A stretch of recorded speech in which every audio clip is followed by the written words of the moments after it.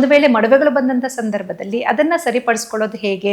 ಯಾಕಂದ್ರೆ ಮಡವೆ ಬಂದಂತ ಭಾಗದಲ್ಲೂ ಕೂಡ ಕಲೆಗಳಾಗುತ್ತೆ, ಗುಳ್ಳೆ ಬರುತ್ತೆ, ಮತ್ತೆ ಅದು ಸ್ವಲ್ಪ ಒಳಗಡೆ ಹೋದಾಗ ಆಗುತ್ತೆ. ಇವೆಲ್ಲ ಒಂದು ಸಮಸ್ಯೆಗಳನ್ನ ಇವತ್ತಿನ ನಮ್ಮ ಯಂಗ್ ಜನರೇಷನ್ ಫೇಸ್ ಮಾಡ್ತಾ ಇದ್ದಾರೆ ಡಾಕ್ಟ್ರೆ. ಒಂದೇನಂತಂದ್ರೆ ಈಗ ಮಡವೆಗಳು ಮುಂಚಿನ ತರ ಅಲ್ಲ. ಮುಂಚೆ ಹೇಳೋರು ಒಂದು 12-13 ವರ್ಷಕ್ಕೆ ಬರುತ್ತೆ, ಒಂದು 18-20 ವರ್ಷಕ್ಕೆ ಹೊರಟೋಗುತ್ತೆ ಅನ್ನೋರು. ಈಗ ಆ ಥರ ಇಲ್ಲ. 8-10 ವರ್ಷದ ಮಕ್ಕಳಿಂದ ಹಿಡಿದು ಒಂದು 60 ವರ್ಷದ ತನಕ ಯಾರಿಗೆ ಬೇಕಾದ್ರೂ ಬರ್ಬೋದು. ಸೊ ಈಗ ಏಜ್ ಇದು ಗ್ರೂಪ್ ಇದೆಯಲ್ಲ, ಅದು ಇನ್ಕ್ರೀಸ್ ಆಗೋಗಿದೆ. ಎರಡನೇದೇನಾಗುತ್ತೆ ಅಂತಂದ್ರೆ ಯಾವುದೇ ಒಂದು ಪ್ರಾಬ್ಲಮ್ ಇರಲಿ, ಫಸ್ಟ್ ಅದನ್ನ ಸೊಲ್ಯೂಷನ್ ನೋಡೋದಕ್ಕಿಂತ ಏನಕ್ಕೆ ಬಂತು ಅಂತ ನೋಡೋದು ಬಹಳ ಮುಖ್ಯ.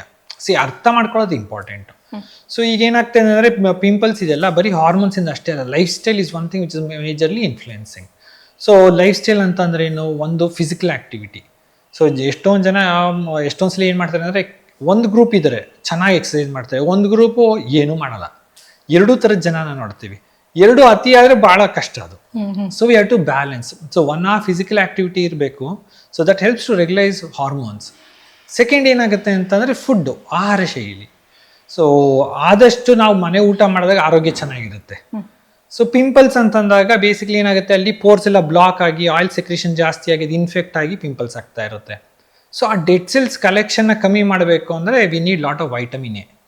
ಸೊ ವೈಟಮಿನ್ ಎ ಯಾವ ಫುಡ್ಡಲ್ಲಿ ಇರುತ್ತೆ? Anything which is green, yellow, orange and red ಅಂತೀವಿ. ಸೊ ಹಸಿರು ಬಣ್ಣ, ಹಳದಿ ಬಣ್ಣ, ಕೆಂಪು ಬಣ್ಣ ಮತ್ತು ಆರೆಂಜ್, ಈ 4 ಬಣ್ಣ, ಕೇಸರಿ ಬಣ್ಣದ ಹಣ್ಣು ತರಕಾರಿಯಲ್ಲಿ ಜಾಸ್ತಿ ಇರುತ್ತೆ. ಸೊ ಇದ್ರ ಸೇವನೆ ಮಾಡೋದ್ರಿಂದ ಸ್ವಲ್ಪ ಅದು ಇನ್ಫ್ಲಮೇಷನ್ ಕಮ್ಮಿ ಆಗ್ತಾ ಬರುತ್ತೆ, ಪಿಂಪಲ್ ಟೆಂಡೆನ್ಸಿ ಕಮ್ಮಿ ಆಗುತ್ತೆ.